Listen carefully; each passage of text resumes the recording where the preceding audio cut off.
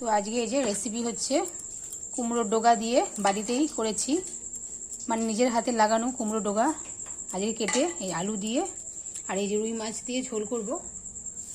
ফোড়ন হয়ে গেছে, এবার দিয়ে দিচ্ছি কেটে ধুয়ে রাখা।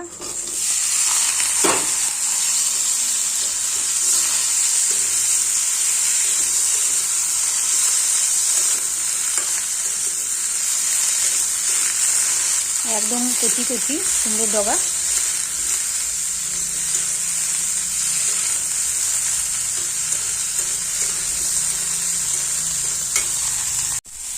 দিয়ে দিচ্ছি এবার পরিমাণ মতো হলুদ গুঁড়ো,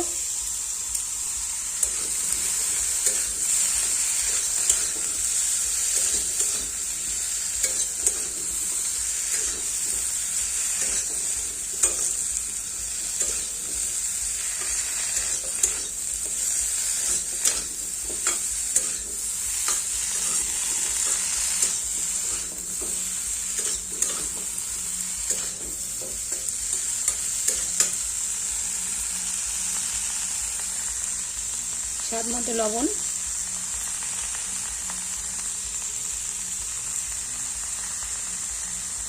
পরিমাণ মতো লঙ্কার গুঁড়ো, অল্প পরিমাণে দিয়ে দেবো জল। ভালো করে এবার কষিয়ে নেব।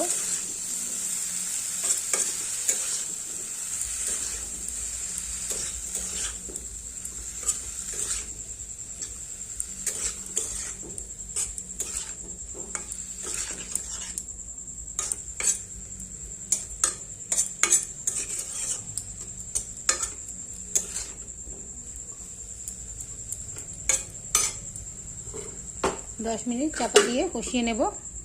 নামিয়ে নিয়েছি, এই যে কষানো হয়ে গেছে। তো আমি বেশি কষিয়ে ফেললে তাহলে কুমড়োর পাতাগুলো নুয়ে যাবে। তো আমি এবার জল দিয়ে দেব। গরমের মধ্যে খুব হালকা পাতলা এখন খাওয়া ভালো, মশলা ছাড়া। তো বেশি পরিমাণে জল দিয়ে দিলাম।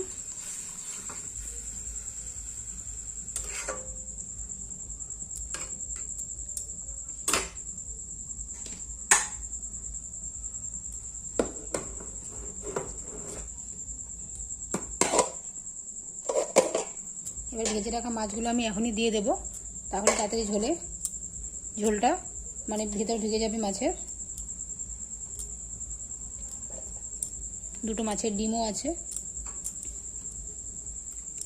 এবার মাছগুলো ডুবিয়ে ডুবিয়ে দেব।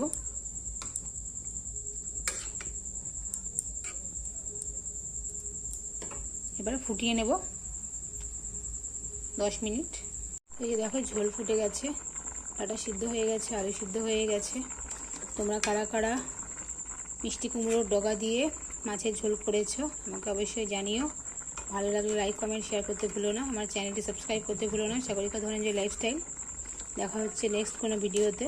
সবাই ভালো থেকো, সুস্থ থেকো, টাটা।